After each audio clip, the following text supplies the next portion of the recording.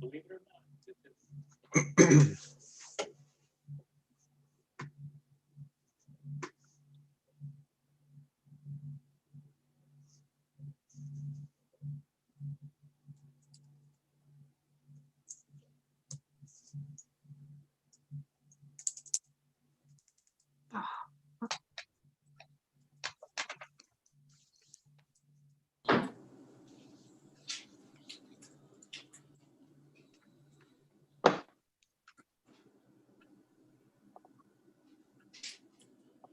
All right, we are on YouTube and ready to go. I see it. I don't know if I've noticed it before, but I see the little, it's The little recorded. thing in the corner. Yeah, is that new? No. Okay, new to me. Okay. And now everybody has caught that. Okay. All right. Well, we do have a quorum, so I'm going to go ahead and call to order this meeting of the Board of Zoning Appeals and Property Review Commission. It is now 6:16 on January 19th, 2021. So Pam, if we'll go ahead and call the roll, please. All right, Mr. Burke. Here. Mr. Oakwood. Here. Ms. Schroeder. Here. And Chair Brinegar. Here. Okay, can I do one quick update for you? And hold on just a minute.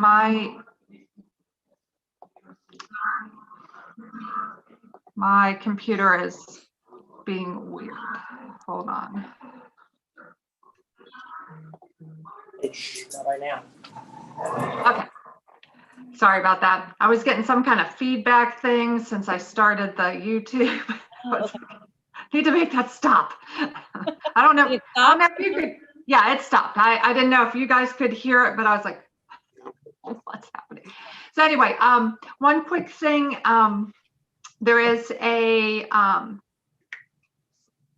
ordinance going through council. They did the introduction on the 11th, and they're going to have the public hearing on the 25th, and it does affect this board.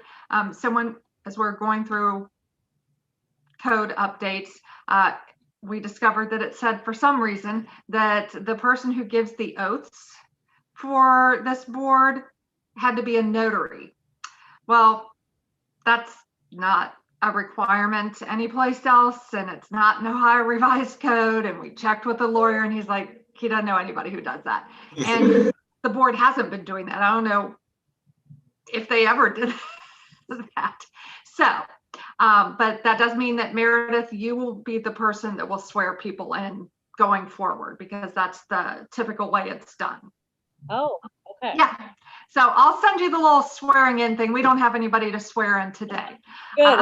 I can ease into it. Okay. Yes.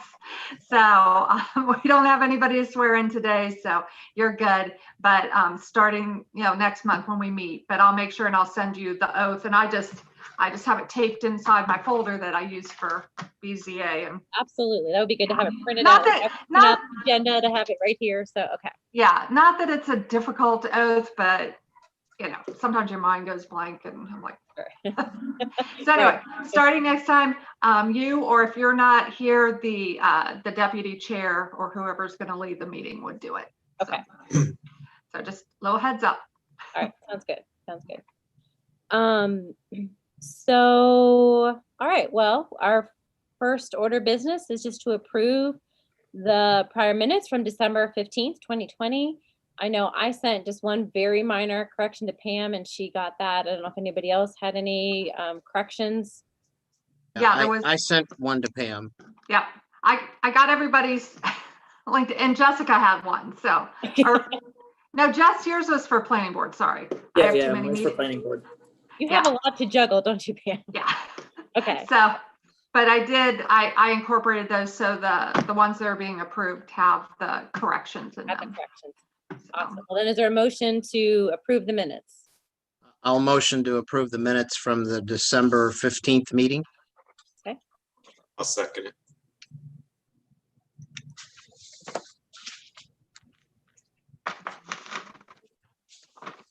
and A motion was made by Mr. Ogre to approve the minutes of the BZA-PRC meeting of December 15th, and this was seconded by Mr. Burke. All in favor?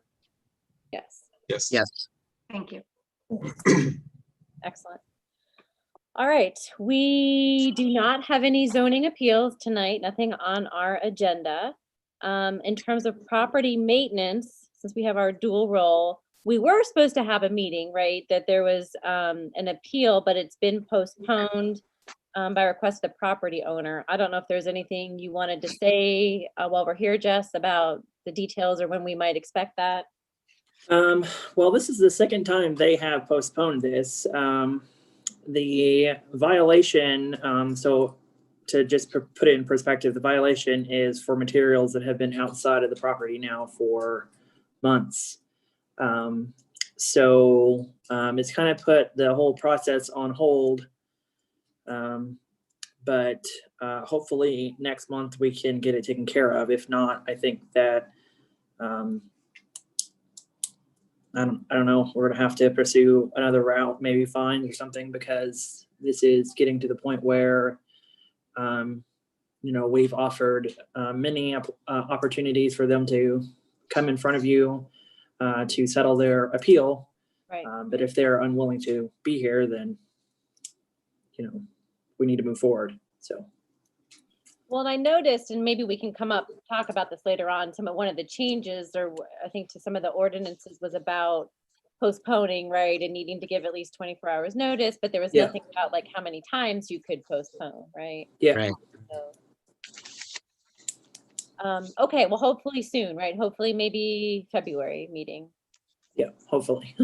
Okay, and this is just an appeal of property maintenance violations? So this is an appeal to a violation notice that I sent them in October, I believe. So I sent them the violation notice in October. They had expected to start work according to what they had told me at the beginning of November. So I kind of give them a little leeway because it's roofing materials that's outside on their property. They did not start work, so I told them, if you don't start work, then the materials have to be removed. So they had stated that they would have it done by, I think, either the second or third week of November, but nothing had begun or nothing had been moved. So we sent another violation notice, and then they appealed. So they appealed my, I guess, wording in the violation notice or the violation itself. So Okay. That's what you'll be determining if their appeal is, I guess, valid. Okay. And there is a timeline for that written appeal, right? Like, is it 20 days, I think, from the violation notice? I'm not certain, actually, right offhand. That's okay. I mean, it's not critical. Yeah. It just seems like I think there's a timeline for when the written notice of the appeal has to come in, but maybe just nothing about the actual hearing or, Yeah. Okay. So they did submit it within the appropriate time frame for the written notice, but as far as the actual hearing, I'm not even sure, when that's supposed to take place. I would assume that would have to take place within 30 days, but if it's postponed on the applicant's part, I guess there are certain circumstances where that should be allowed, but then, there are, I guess, cases where we have to be a little bit more stern on, I guess, how many times you can actually extend it. So. Right. Okay. All right. Well, we'll follow your lead when hopefully we get something in the next. Yeah. Okay. So the only kind of new business that we have right now is the property maintenance code that we were given, especially some of the changes. And is this the planning board that's been working on the changes? Is that correct? Correct. Okay. They haven't seen this yet. Yeah, the planning board has not seen the property maintenance code. They're working through the zoning code right now. Okay, there's a lot of codes. There's a lot of code. Okay. So I don't know, I mean, I certainly know that I've got a lot of comments and some questions. I don't know, Jess, if you have a recommendation, if we just want to kind of go through an order that you, because you did give us a nice kind of cheat sheet overview. If it just makes sense to just kind of go through those. Yeah, we could do it that way. I guess if we're on the same subject, if other people have similar comments on the same subject, maybe chime in at the same time. Yeah. Oh, yeah. I guess one thing in reading through the property maintenance code, there were just some things that beyond the sheet that you had said that there were changes. That sheet, I think, had a few that weren't either on there or something. I don't have the sheet right in front of me. But also, just in reading the whole maintenance code, there are some things that were in the new areas that also are like the same thing in Yes. older paragraphs that I think probably should be revised as well. Some things are more grammatical in error. Other things are kind of the way it's set paragraph wise and some other things. So. Well, I don't know if we want to, this wouldn't be going in order necessarily, but there was, like, for instance, an example, right, of Philip, what you just mentioned. I struggled a little bit to understand the difference between, say, like a junk vehicle and an inoperable vehicle. It seemed like they were pretty darn close. And I either going to say delete the junk vehicle category, or we got to distinguish it a little bit better. I think junk and inoperable should be interchangeable. Yeah,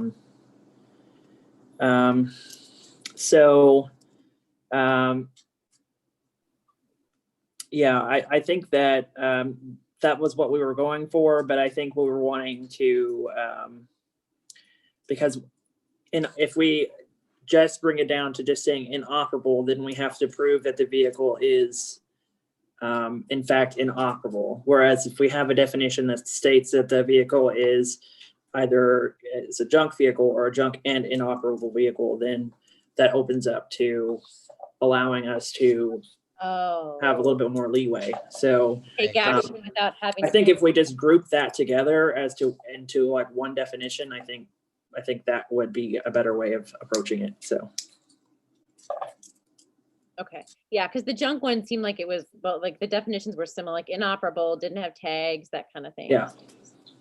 But I see your point about, I wondered where this came from, the impetus. Okay.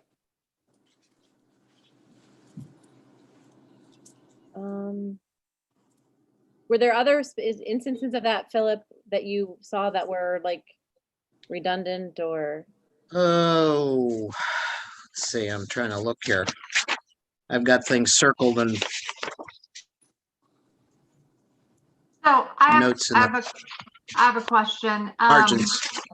So if it's like, Philip, you said like a lot of yours is grammatical and that kind of thing. Would it make sense for you all to send your recommendations to us and us compile it and then bring it back to you? You know, I can scan all this stuff in and send it to you because it's got, you know, I've got a whole bunch of things in the margin and things circled and arrows and all kinds of. Yeah, I highly suggest scanning that and sending that. Yeah, for that kind of stuff. Any content kind of things I think we can talk about right now, Yeah. but like grammatical stuff, like that stuff we can just, take care of. Yeah. Overarching. Yeah, that'd be great if you could send those to me. Okay. I don't know if there was anything else that I had that was overlapping. I'm looking here.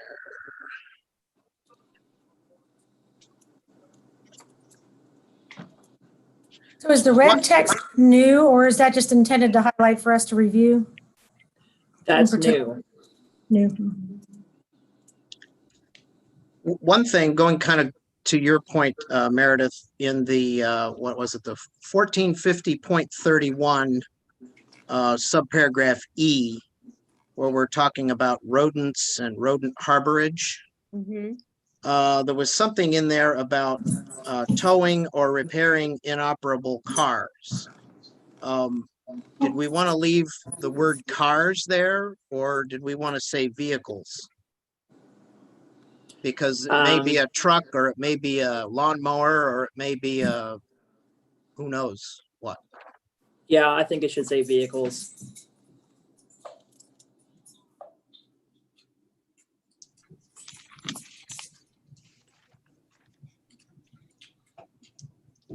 What paragraph was that again? That was 1450.31 subparagraph E.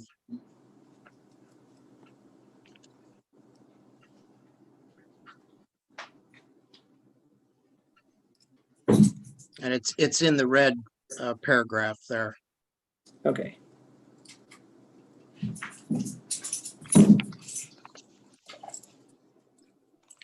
So more of a content and kind of a clarification question. I know there was a lot added to kind of like unsafe structures and emergency measures regarding unsafe structures.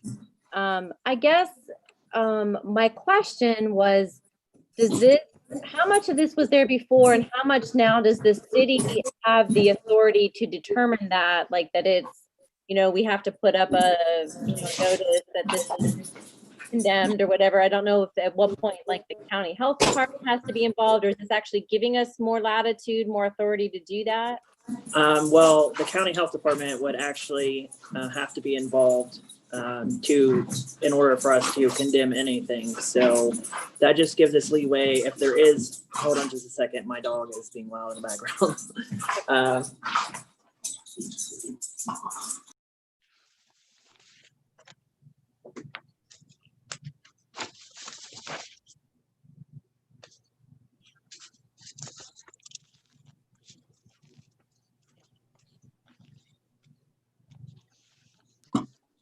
So sorry about that. So the county health department for condemnation does have to be involved. I think, and in some instances as well, even the building department would need to be involved. So having the verbiage in there just helps us to follow with those processes. So rather than not having it all. So if that makes sense. So yeah, so it's not saying we have complete authority. It's just kind of saying it just wasn't in there before, right? And we're gonna kind of be looking at this and working with the health department if needed or whatever to do this. Okay. Correct. Okay. Yeah, because actually Melissa Dodd had asked that same question to me. So okay. Okay. Okay.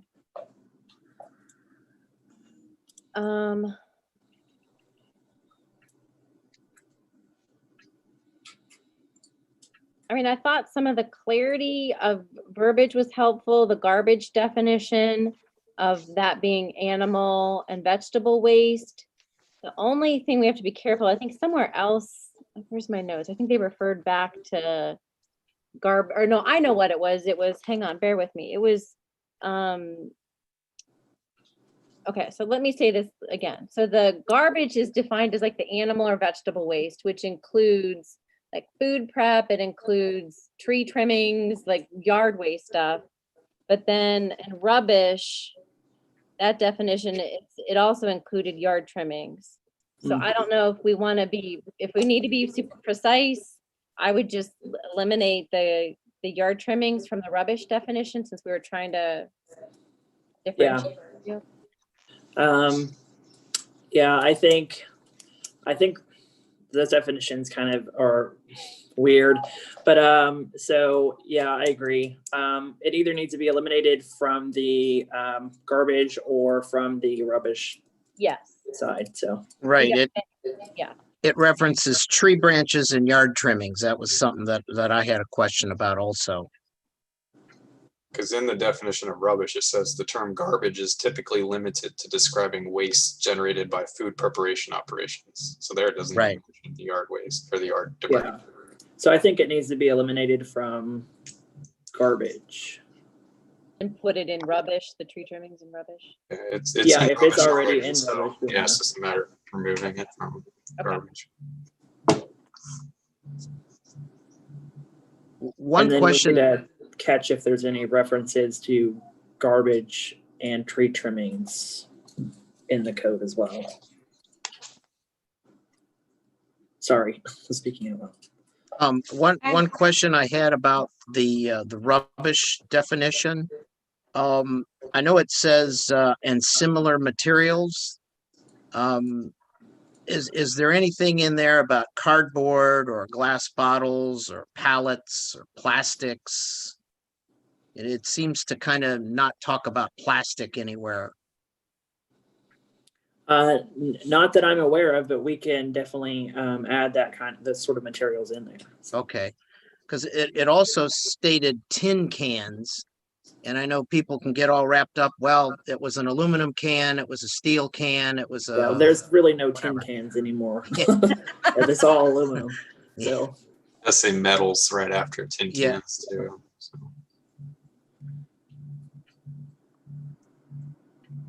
Pam, did you have a question? I was gonna say something. It's gone. I'll think.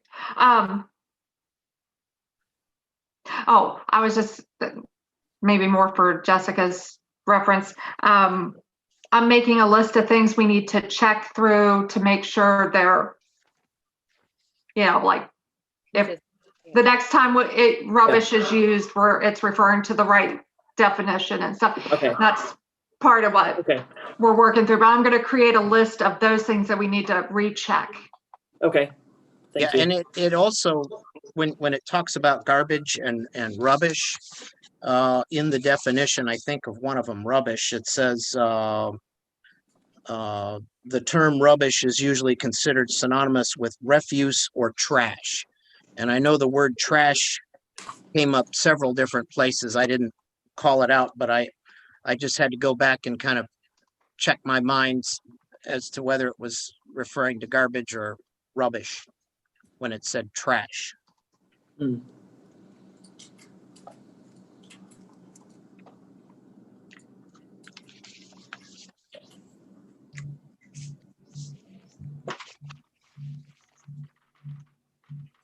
But there's a couple places where it talks about trash cans and some other things like that.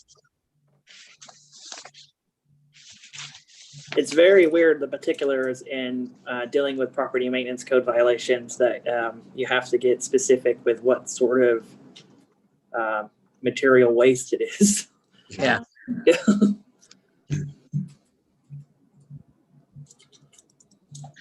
One other question I had with going back to the kind of the vehicle thing, is there any place in here that addresses things like trailers or hauling trailers, RVs that are left, those type of things?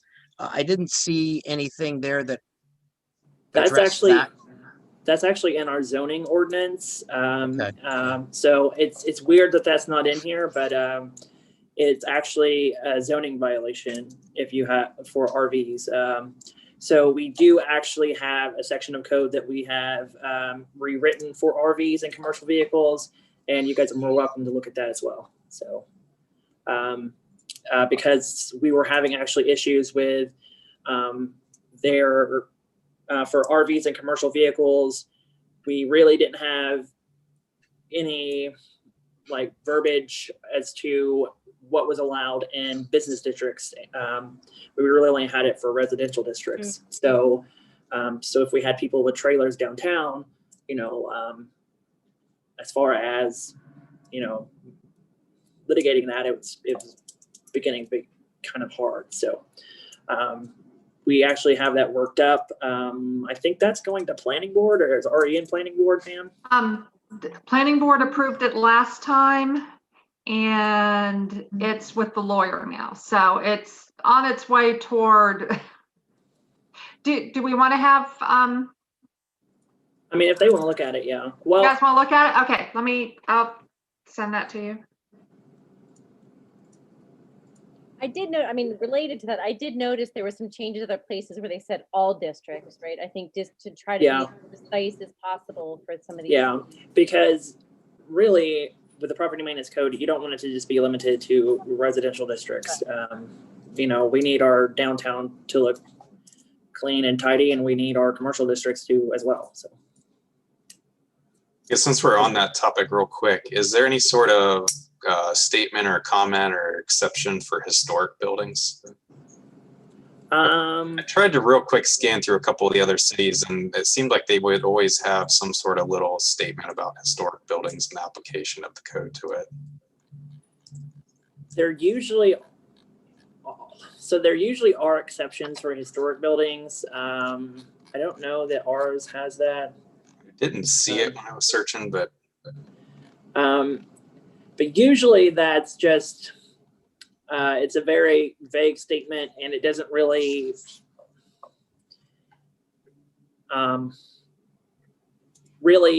for historic buildings in Bellbrook, we don't really have anything defined as historic with the state, at least. We have what the city has determined to be historic, and some people would even argue that. So it would really be, that's kind of taken up with the village review board and that whole scenario. So we do take, with those properties, we take care, I don't want to say care, but we take, they are a little bit treated differently because of just the materials that are required, and the lots are different. And you can't expect the same sort of things that you would from, say, you know, a house in one of the more modern subdivisions. So. Mm-hmm. But I can look into putting in a statement that fits better with, I think, our historic district than I think some of the others. So.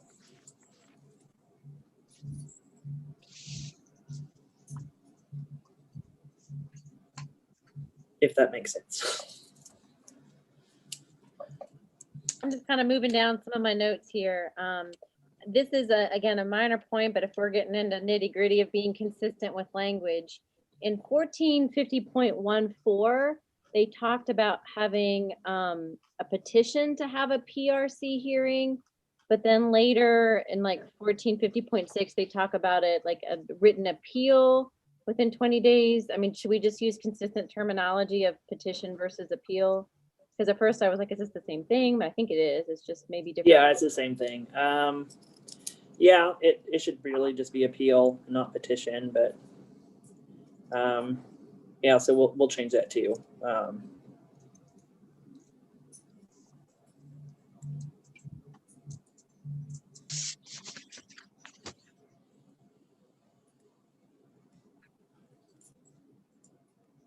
We actually have had similar cases where we're going through code, and we have we'll refer to my position as the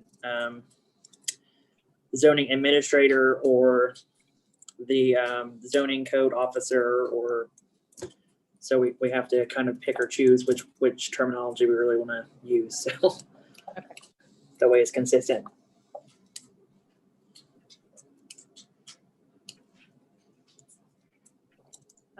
Another, again, minor point under, I don't know if I wrote down the code number. It was related to brush though, the brush piles.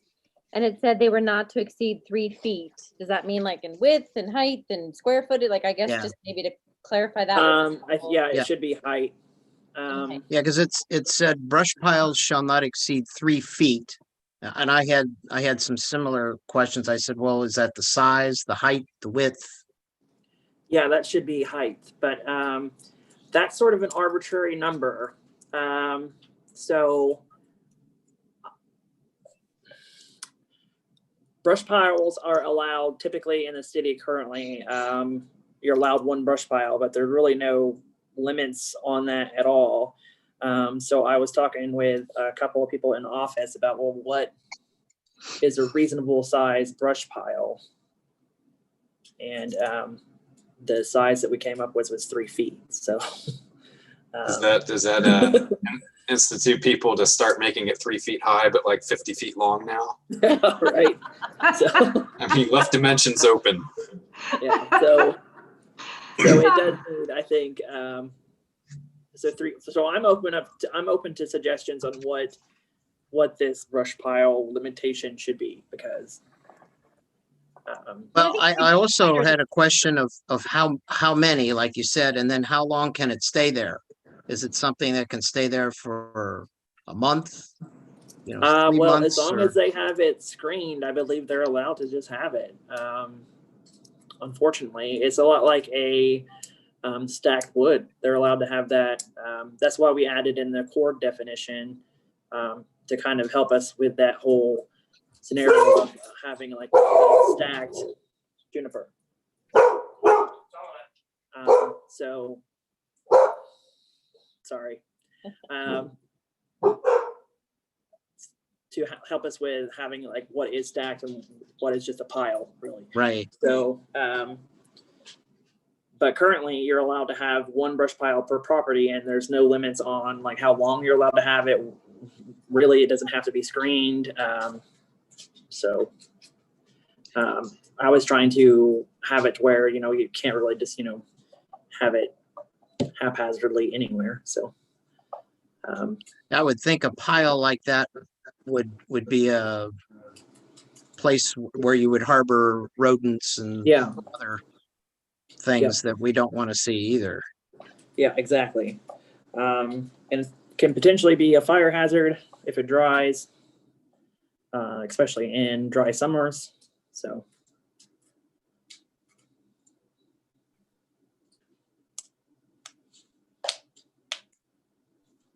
Yeah, so I would just clarify, if it's 3 feet in height, say the height, and if we don't want to make a requirement for the size, I mean, I guess we don't have to, but I would just clarify if we're gonna have a number in there, I think we just need to be specific. I think that we should have a requirement for the size, just because I don't believe that, within the city, I believe that within the city of Bellbrook, if you have a brush pile, unless it's on an agricultural lot, it should not exceed a certain height and width. Doesn't make sense to me why, if you're on a residential lot, you have a huge brush pile. That should be done. Yeah, like a 6 foot by 6 foot brush pile that's 3 feet high or something. I don't Yeah. know. Reasonable. That's reasonable. I mean, something like that would at least tie it down to say, you can kind of take a look at it and say, wow, it's a 50-foot pile, and it takes up half your backyard or something. Not that we have like a huge problem with that currently, but we have had issues in the past with brush piles. So. And then I had a question too about the firewood. The improved language is very good. The only question I had there was, is there any distinction of how many stacks you can have to make up the 3 cords of wood? Can you have, 3 1-cord stacks, or 1 3-cord stack, or 6, half a cord stacks, or I think that and where they're located? Can you have Yeah. it located in your front yard, on your driveway, or? Yeah, I think that that's a good point. So we need location and stacking. I think location might matter a little more to me than the number. And I agree that the language was much improved. I thought not only did we define like it's 3 cords, but then that they got detailed about stacked, neat, and interlaced, and so that it looks orderly, not just and you said dumped in a pile, because we know that happens. It still happens, right? Yeah. Dumped in a pile on the driveway, the front driveway. Yeah, I think a location You know, do we want to say, is it have to be on the side yard or rear yard or, you know, something of that nature that, Yeah, I think that saying that it needs to be in the rear yard, and even maybe saying that rear or side yard, or effectively screened there, or something like that, something to that extent, from view. But I don't think that they should stack the cords necessarily. Because then I think you have potentially, unless it's against a building, I think you potentially have kind of like a hazard at that point if they're stacking the cords on top of each other. So I think the way I was seeing the cords was that they were, you know, horizontally. Yeah. So, yeah. I would have to say that really depends on the homeowner. There's somebody a couple streets over from me, and they have used some of the trees that are in their backyard. And so the trees are like just every so often, and they have it stacked really nicely in between these trees. So it's all, I mean, it looks great. You know, Yeah. it's very orderly. I give them credit for that. But it, you know, they can stack it pretty high that way because it's not going to fall. Yeah. So Um, I think that's. So We've maybe got- we've two got the cords high, maybe. cord. Yeah, we've got the cord definition as usually 8 foot long by 4 foot wide by 4 foot high. So maybe 2 cords high at max. Yeah, something that.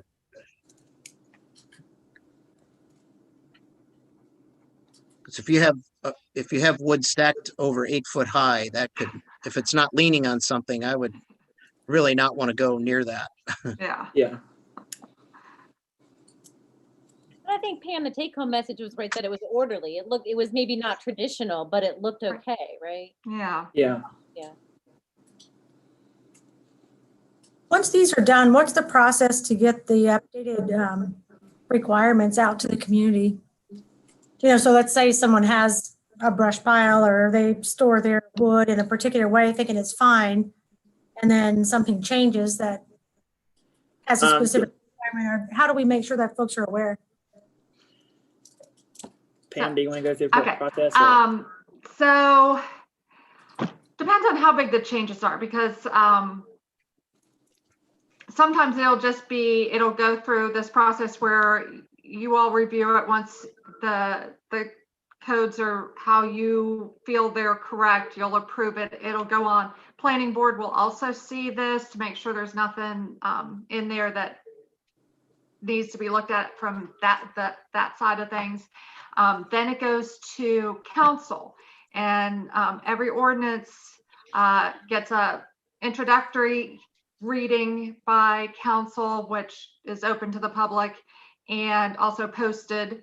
And then there's the public hearing, where if somebody has a problem, that's when they're supposed to speak up about it. And then it becomes, you know, a law for the city. So, and I post all of those around, but like Jessica just sent out letters to, was it everyone downtown about sidewalks, because that's not something we expect them to realize, you know, is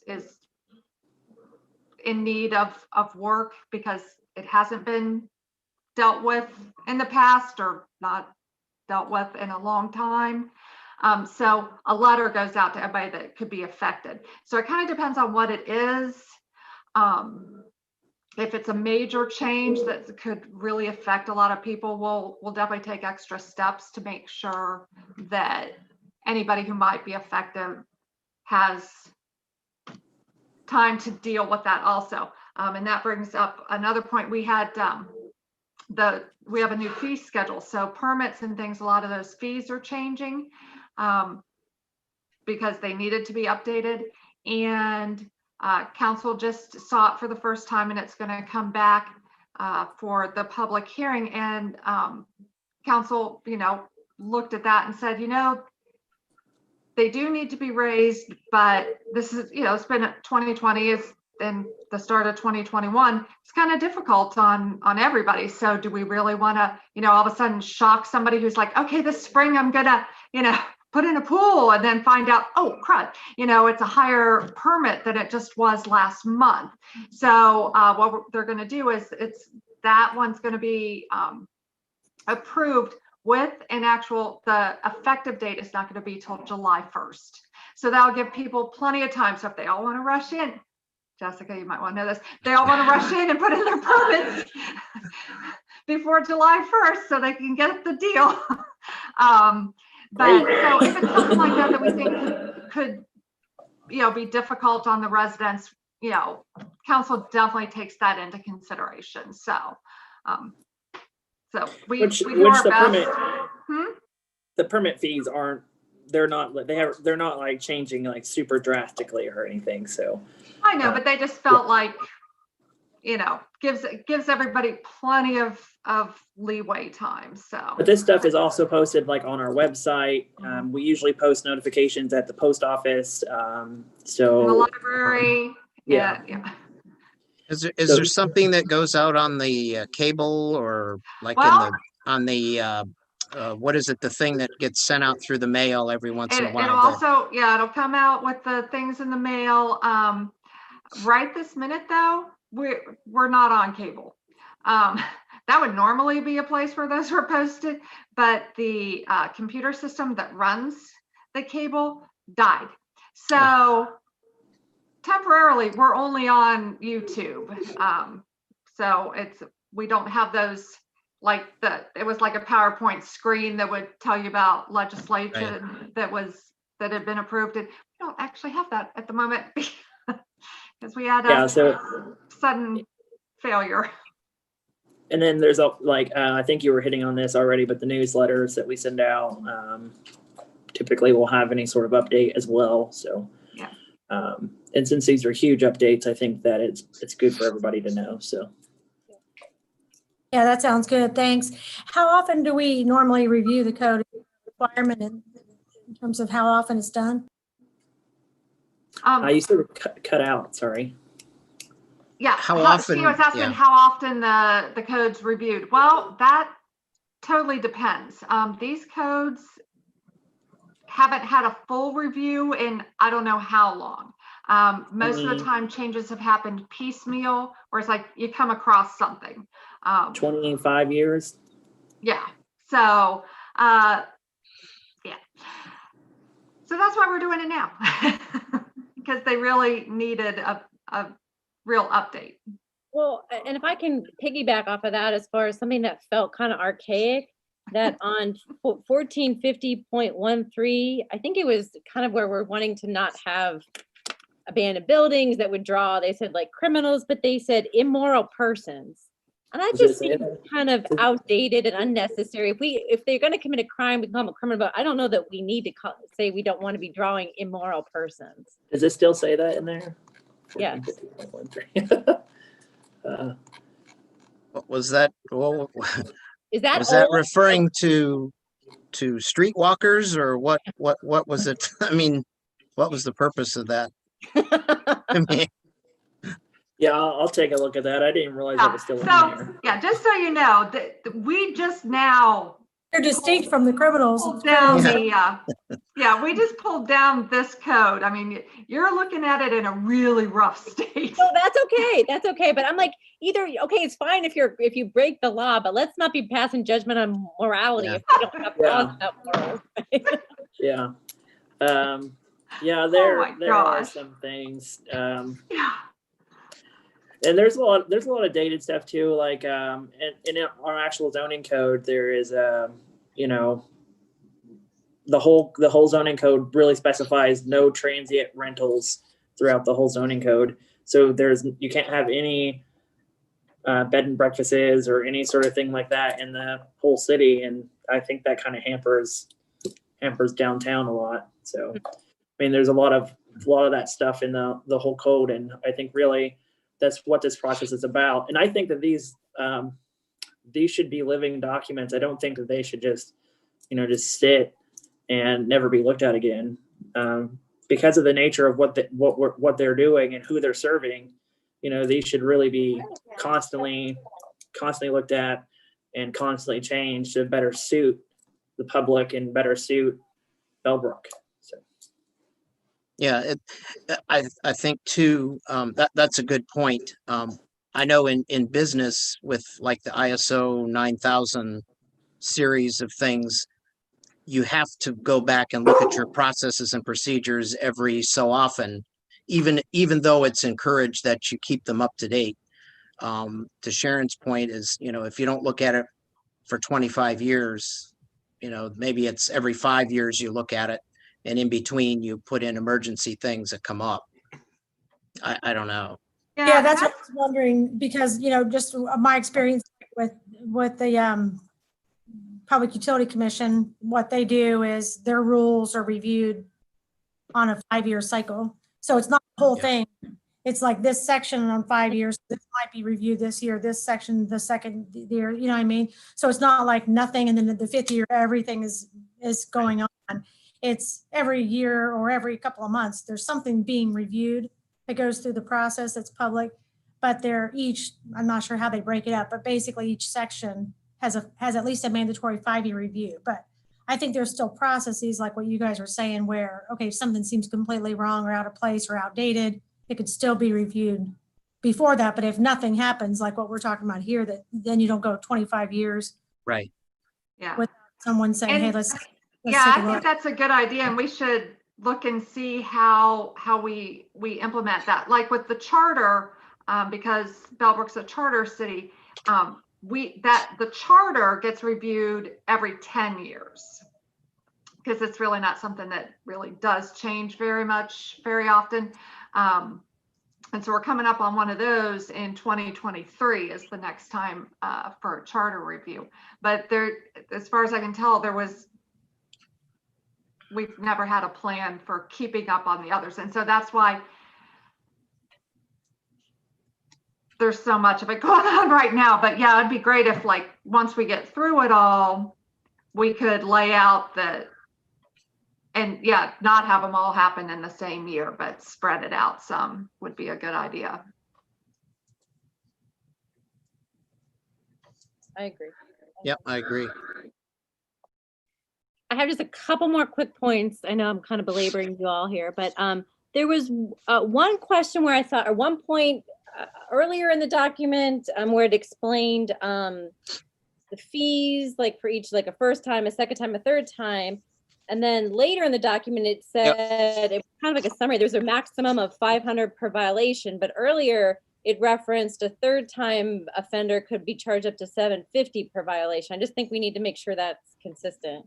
Yeah, that's the same question I had. I think the relationship of 1450.99 to 1450.11 H, I, and J. So that's what's the relationship there? That's a funny story.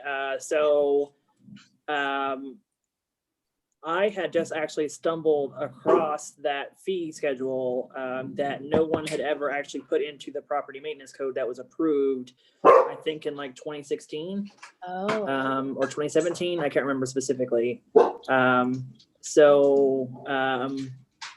That's why. So I had changed it, the 500 amount, which is the Ohio Revised Code says a little bit about that. And then we have this fee schedule and this verbiage that we already actually have. So I went ahead and put that in there too. And I guess I just didn't go back and double check the other section that I had already began with. But yeah, that's what that's about. It may be as simple as changing the other one up to 750. Yeah. I also don't remember what the titles of each of those sections were, but do they belong beside each other as well? They were very disassociated. I was surprised they were that far apart too. Yeah, the one is at the very end that says violations, legal and equitable remedies. And the other one is, it's section 11, and it says it's in the notices and orders section. It's that G through J, I think. Yeah, that doesn't flow very well. They're kind of separated, so maybe take a look at how that goes together. Yeah, I think we could probably just consolidate those into one section.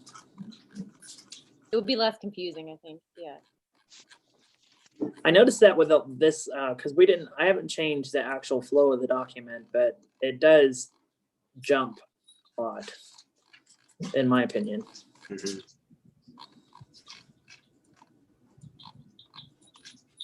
And that same section, that 1450.99, I think it's G, there's a section on repeat offenders. My question is this, it seemed to, if I was reading it correctly, it seemed to indicate that maybe the city could send them straight to, or the code officer could, or not the violation, yeah, I guess you're the code officer, whatever. Yeah. Could send them straight to county court. Do we need to spell out if the PRC has to have a hearing or not related to that? Let me see. Because I know we've talked about in general, you are supposed to have the PRC has to meet to send it to court, but I don't know that we've explicitly talked about for this whole repeat offender kind of thing. Yeah, I think with the repeat offender, what it's trying to say is that they probably already have been to court. They probably already have been to the Property Review Commission, so it's just probably bypassing the process, I guess, at that point. But it needs to be a little more clear, I think. Yeah, maybe if you added something to like what you just said, that applies to repeat violators that have already gone through the board process or have already been to court or something.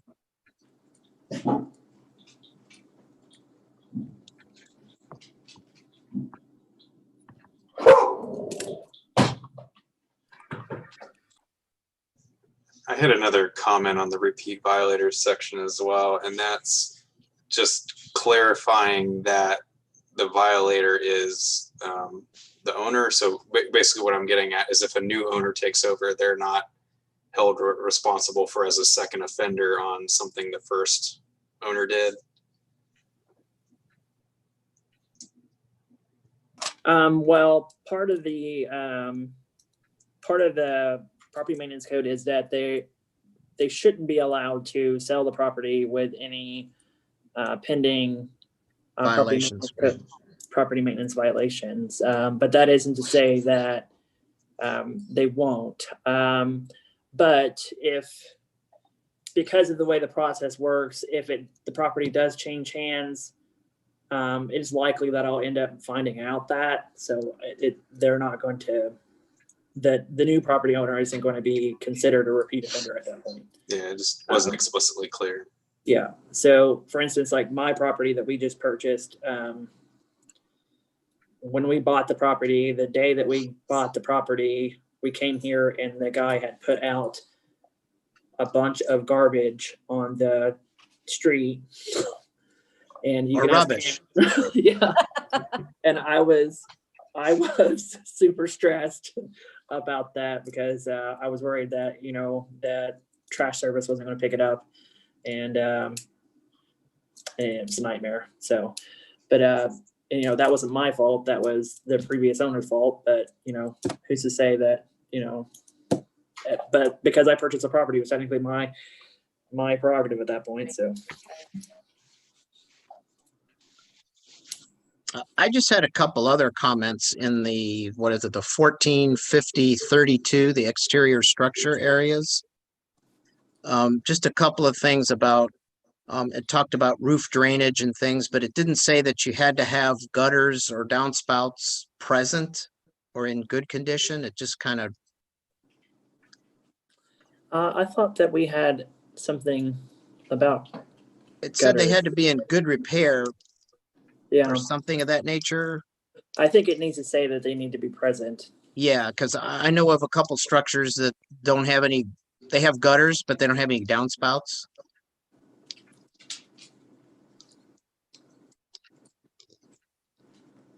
How's that work? I don't know. I think they must have some puddles or something. There's the little piece out of the gutter Yeah. There's Goes no, along- there's no downspout. There's no, just dumps along the wall, basically. And it's all, Purpose. it's around the whole house. I just noticed Yeah. it last week when I was out walking. And I Okay. thought, that's strange. And when I read this, I said, it doesn't really say that you have to have it. And then like in section M, where it talks about windows, it talks about opening and glazing, and it's kind of unclear whether it means weather stripping and, molding and things of that nature as well. I don't know if it needs to be that specific, but you could get around it and saying, well, my windows don't have glazing, or they don't have whatever it says there. Yeah, I think there also needs No. to be a statement. I just thought of this. A lot of times, some people will paint windows black in an abandoned property, and we need to sort of like we need to not allow that because that causes mold in the house. Yeah, the actual window pane is painted black. Yeah, that's a good point.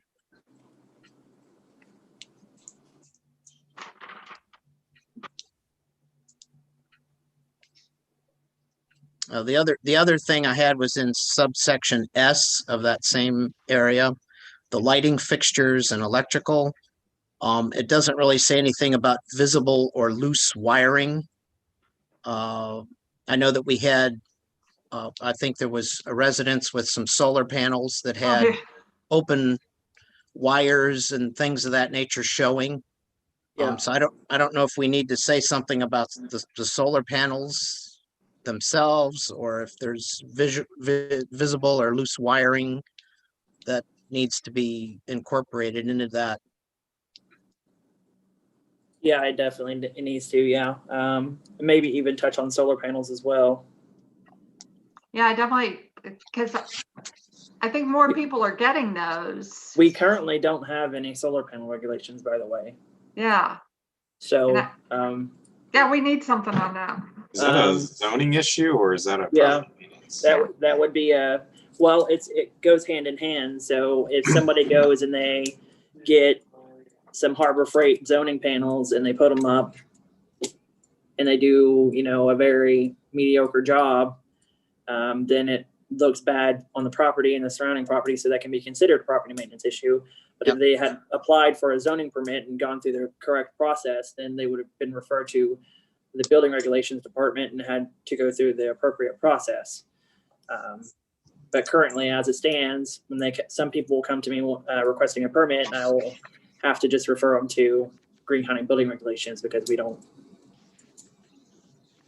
have anything on solar panels currently. So, but given the state of the world and the state of renewable energy, I do think that we should, at some point, develop something because I'll just add it to the list. we'll just add it to the never-ending list. Yeah. Never ending list.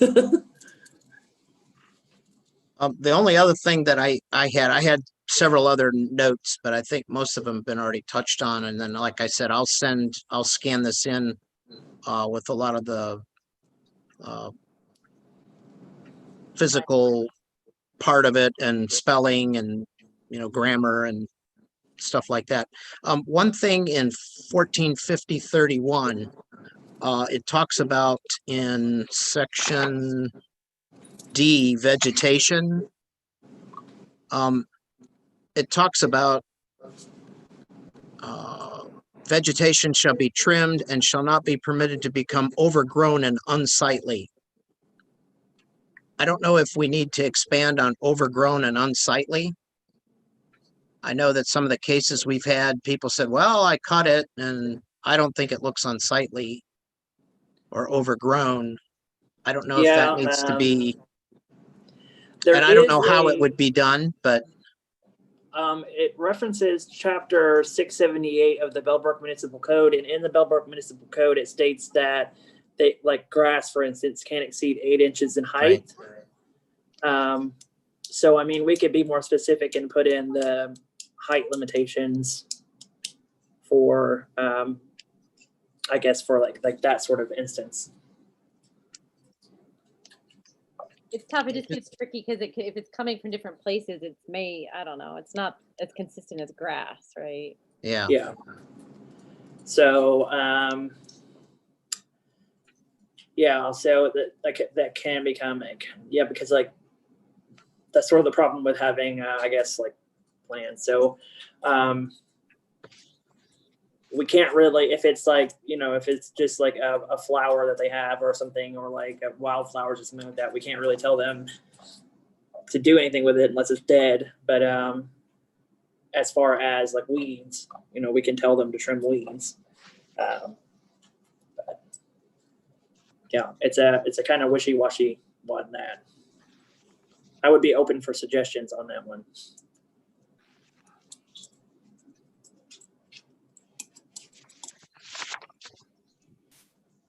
The only other question I had, and I think we may have talked about this, was in 1450-03, where it actually talks about our commission, the appeal process.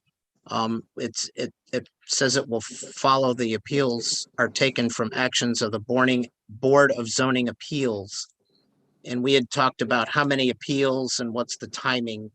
I don't know if that's all clarified or. Yeah, we clearly- need to put in a limitation on how many appeals and timing. Yeah. If we're, I guess, legally allowed to do so.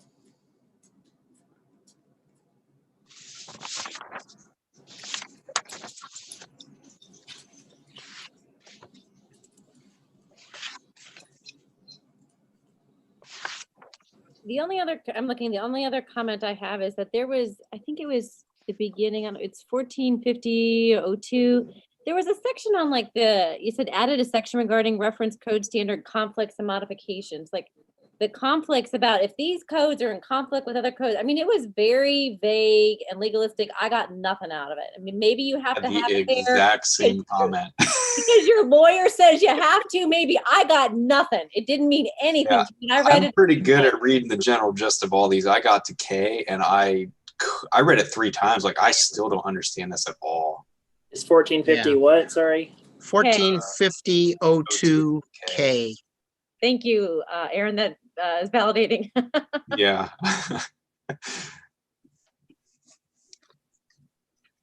Yeah, there needs to be something there that clarifies, okay, which takes precedence? Which code would take precedence if there is a conflict?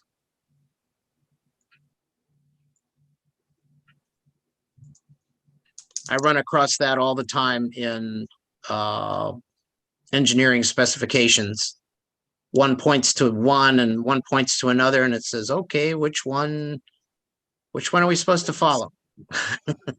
And then it always says that the more strict, I think the way it's written is typically is the more strict requirement is always the one that takes precedence. So whatever is more strict with its requirements, that's the one that takes precedence. It's just Yeah, a that's thought. usually how it works. Yeah. For instance, when I did subdivision review in Greene County, it was whoever had the most strict requirement. Yeah, that needs to be. You're correct. That doesn't read well at all.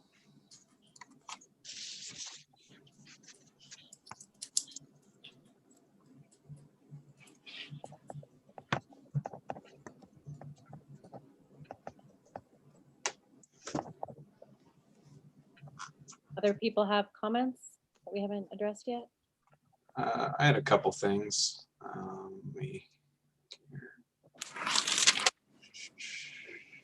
So for 1450-02M was the waiver of liability for the code official. Does there need to be something in place for the board itself or the commission?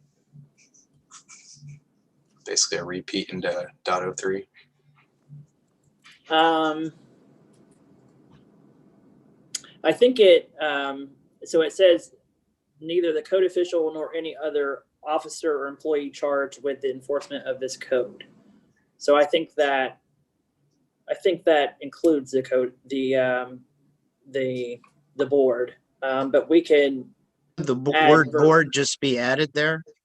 yeah, we can add the word board to make it a little bit more clear. But I think that is what it was sort of sort of going at.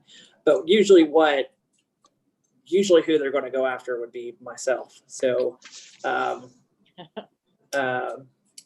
yeah, so we can definitely add that. Mhm. Okay, so 1450.15. Scroll over to that. A. So, okay, so this was the demolition standards. It talks about where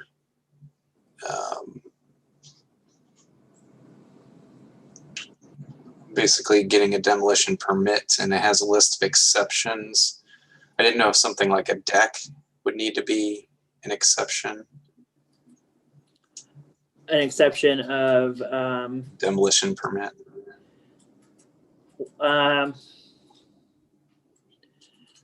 Yes and no. For instance, I just had a deck that I had to require them to get a demolition permit because they were demolishing part of the main structure. And part of the deck as well. So if it's just the deck, I think that that's fine. But when there's also part of the main structure, I think that that's. Yeah, I mean, at that point, I think it becomes no longer just the deck, though. Yeah. Yeah.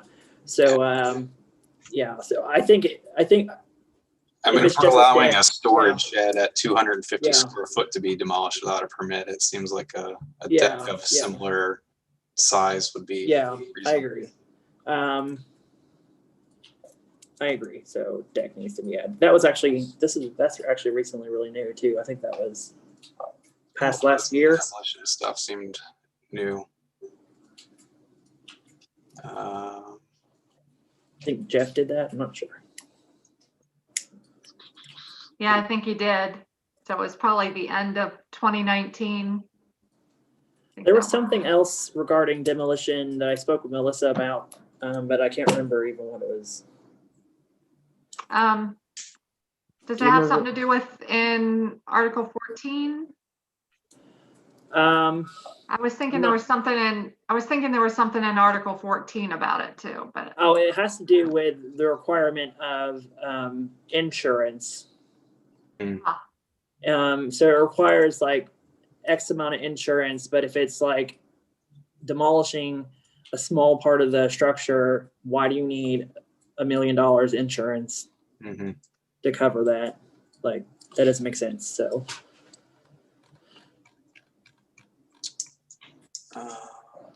Okay. Yeah, we mentioned it earlier, the idea of the postponing and setting limits on that. 1450.31p. This was kind of one of the rubbish trash statements. Scroll down. It was really the last sentence that was added, the red one. Trash is not the designated container or arranged for bulk pickup will not be picked up by the city trash provider, and thus will be considered a violation.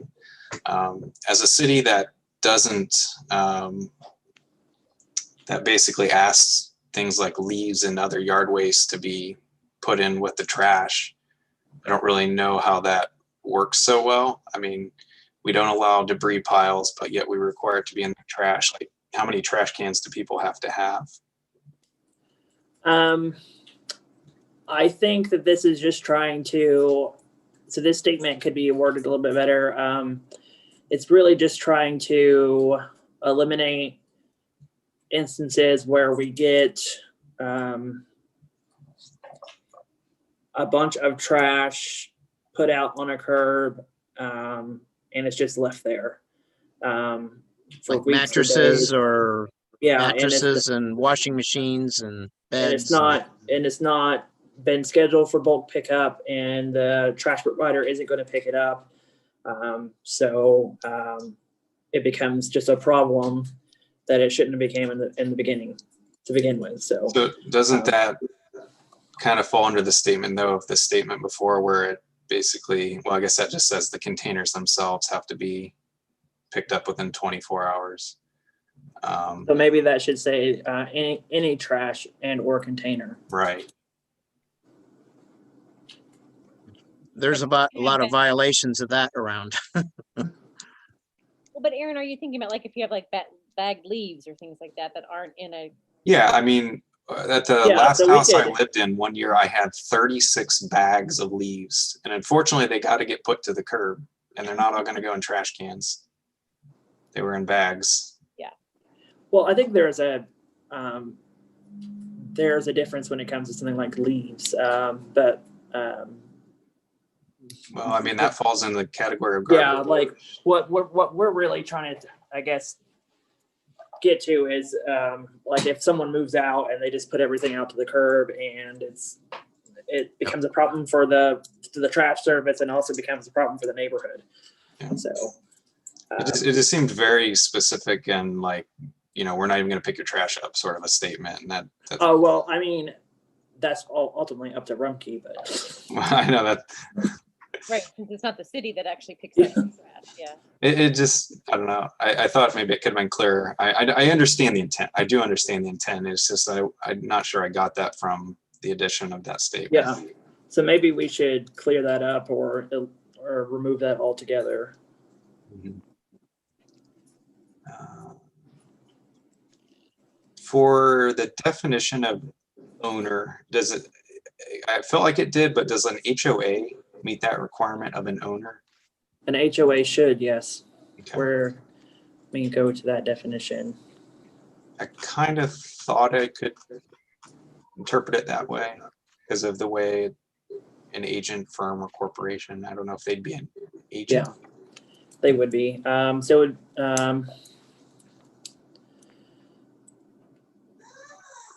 Yeah, I think that pretty much covers an HOA.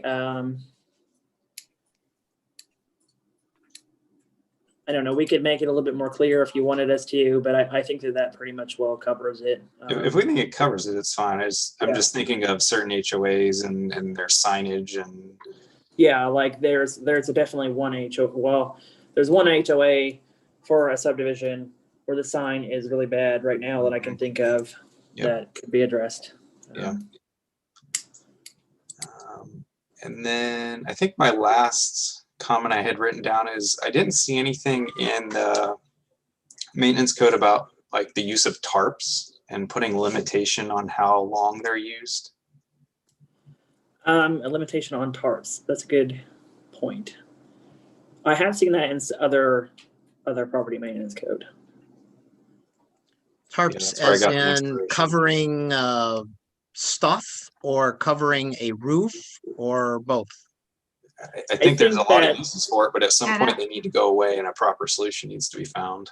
I think that we shouldn't limit covering like cars with car covers, because I think you could classify a car cover almost as a Yeah. tarp. That's probably Yep. fair.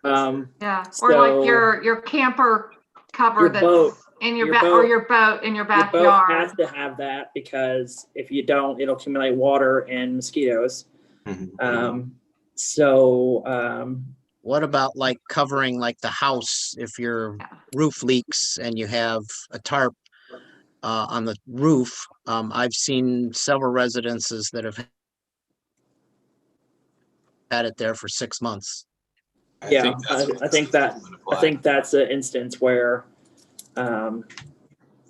they need a schedule to repair or something. So Maybe that's, because I hate to put something too strict on that, because we don't want now to look at what happened with the Yeah. tornadoes. Yeah. And, it could be not really the property owner's fault that it's taking a lot of time to get all of those properties fixed. So their tarp is going to be on their roof for longer than they probably want it to be on their roof. We probably have a lot of problems that happen if that ever happens, and maybe we need some sort of emergency Yeah, relief statement made in general Act on of God topics. yeah. exceptions, or I don't know. There's also to your point, Aaron, there's also like trailers and junk that's covered with tarps. You know, that can be problematic as well. Mhm. It can be good that it is covered, but there could be other things that are being covered that maybe they shouldn't be there in the first place. Mhm. I don't know. Oh, I did have one more statement, and that was the clarification on the use or allowance of a rehearing.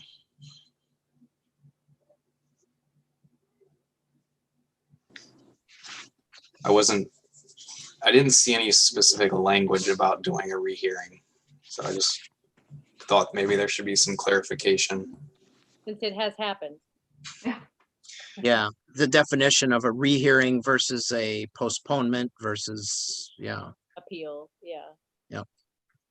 I'd actually have to look into that further. I'm not real familiar with that right offhand, but so a rehearing.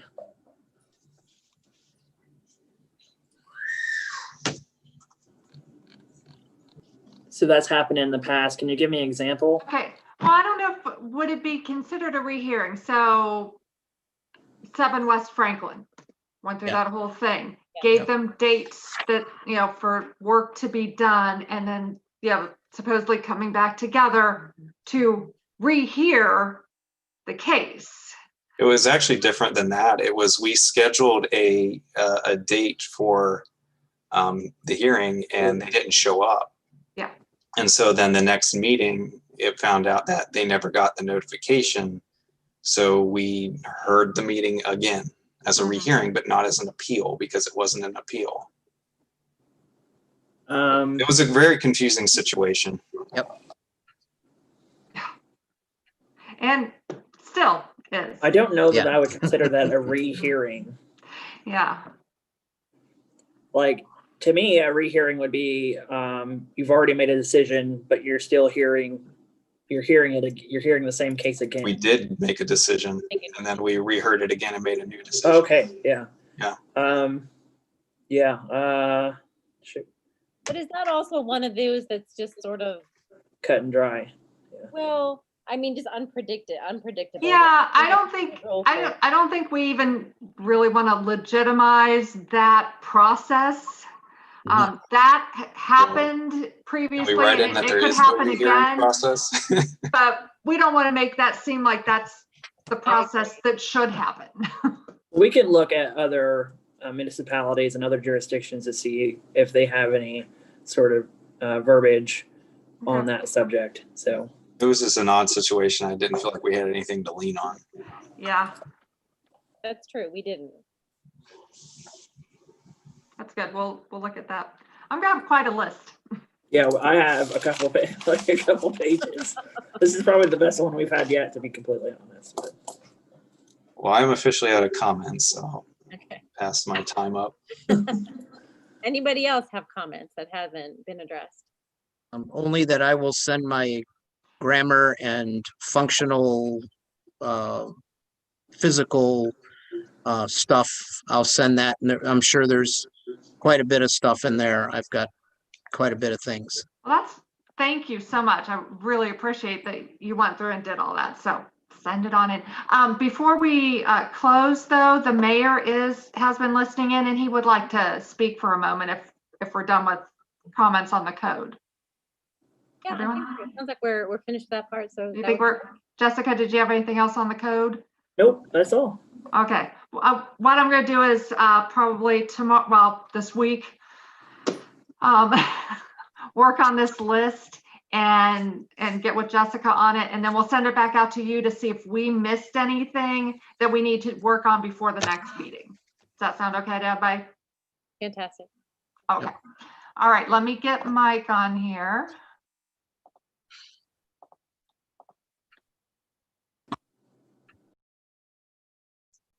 Here he comes.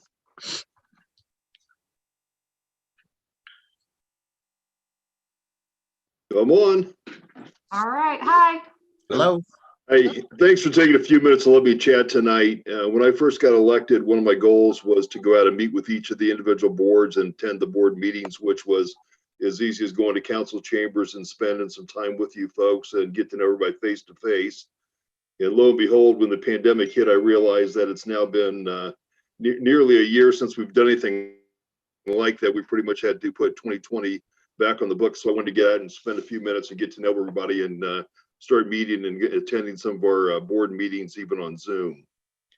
You know, personally, I want to thank you for your time commitment and the effort you put into the city of Bellbrook. The boards are so integral to the city operation. As we were talking last night about city goals, the property maintenance code came up. And that's something that everyone focuses on because just as you talked about, the language is sometimes misleading, not really accurate. And by all means, the legislation has been around forever only because it takes a Herculean task to jump in and rewrite it and redo it like you're doing right now. And that's super important to us, and that's important to our citizens because we value ourselves on, you know, providing, you know, safety services to our citizens as well as a great place to live. And that means that we have neighbors that take care of their properties as well as we take care of our own properties. So I just wanted to, again, thank you for putting your time and effort into it. We're talking about setting the goals for 2021. I think we're going to be looking at the property maintenance code, but I know a review like what you're going through tonight takes a ton of time. And I certainly appreciate your time and effort to devote toward it. And it sounds like tonight's meeting was a great start. When I saw the agenda, I thought, what a great time to kind of join in a little bit, because between Article 14 and Property Maintenance Code, the code, those are the two biggest albatrosses we have out there. And again, that's legislation that is enacted, and you know, Jessica could comment to that. It's something that we look at on a daily basis because people like to make sure that their neighbors are taking good care of the property just as they are. So that's all I want to do, just say hi and introduce myself, and I hope to attend more of the meetings. I didn't realize the time had passed so fast. I'd emailed Meredith a few times and I was going to try to meet with the board chairs, but with the pandemic, it just became impossible to connect all the dots. So thanks again for your great effort. I really appreciate what you're doing. Thank you. We appreciate having your presence here tonight. Thanks. It was a great night to be there. It was a great listening event, and you guys were talking about that stuff. And I mean, I like the level of detail. I was totally impressed by it, to be honest. I have to say we're a detail-oriented board, for better and for worse, I think. You know, and that's what it takes. I've been around the city for a long time, and we go back and we look at legislation, we look at the rules, and we're like, what do you think when we wrote that? You guys made that comment a couple times tonight. This doesn't make sense. It doesn't seem to flow. And I was involved in writing or chairing the planning board for Article 14. I thought it was a great piece of work. When you look at it now, you know, 25 years later, you're thinking, wow, what were we thinking about then? And sometimes it takes that just a different set of eyes to look at it, and it helps that, you know, it's 20 years later. That's all I had. Okay. Thanks again, and I'll try to watch the progress on the property maintenance code. Thank you. Thank you. Thank you. All right. Well, I think the only thing left to do is there a motion to adjourn the meeting. I'll make a motion to adjourn. I'll second.